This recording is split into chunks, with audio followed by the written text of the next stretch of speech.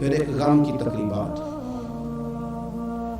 میں نے اپنے کانوں سے سنا ہے، کل 10ویں کا اعلان اکٹھا کرا دیا گیا اور یہ ٹھیک کیا جاتا ہے،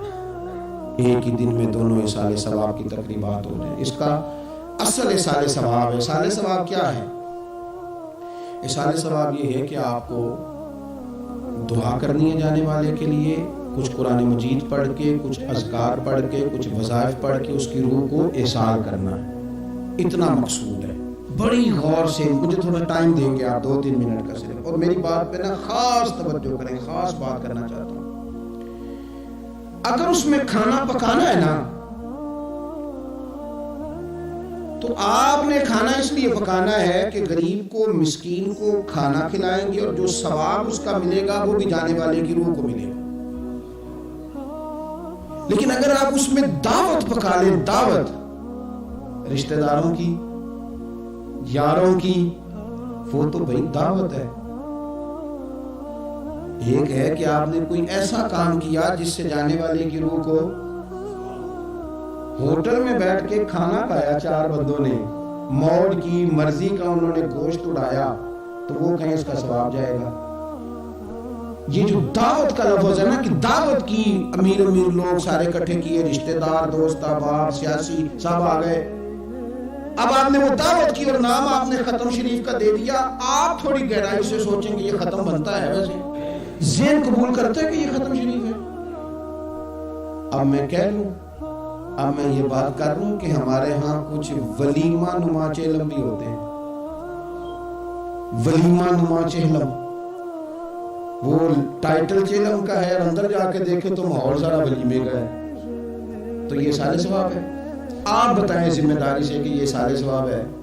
آپ غرباء کی دعوت پکائیں گے، غریبوں مسکینوں کی،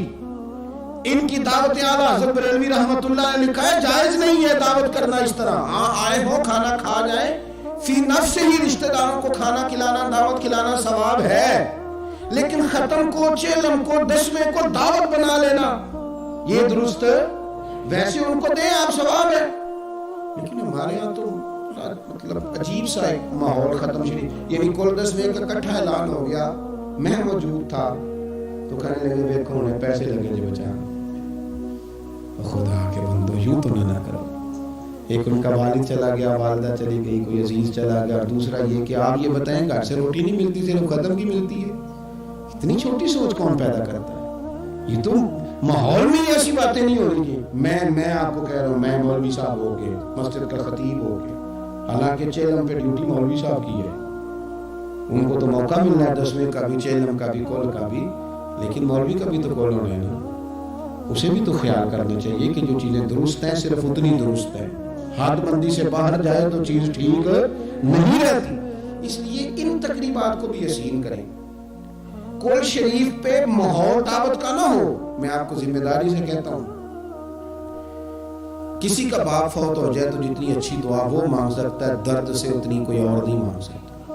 لیکن وہ تو دعوت پکا رہا ہے نا، وہ تو دیگوں پہ ہے، وہ تو ٹینٹ کا سامان اکٹھا کر رہا ہے،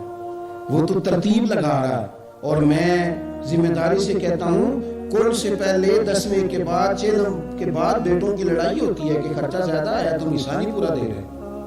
یہ سارے ثواب ہے، تیرے ذمہ 25,000 ہے، تیرے ذمہ 30,000 ہے، یہ سارے ثواب ہے۔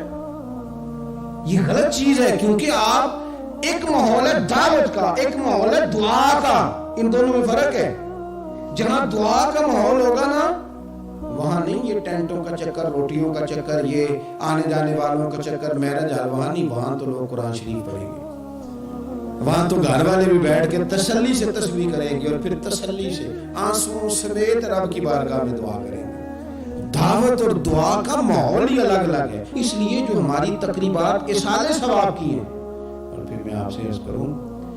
دعوتیں نہ بنائیں کل 10ویں چہلم کو، دعوتیں یعنی مل بیٹھو، کپڑے نئے نکالو، پوری تیاری کرو، اور جناب وہاں جاؤ اور جا کے کھانا کھاؤ، اچھا سا، خوبصورت سا، ساری توجہ ہی کھانے پہ،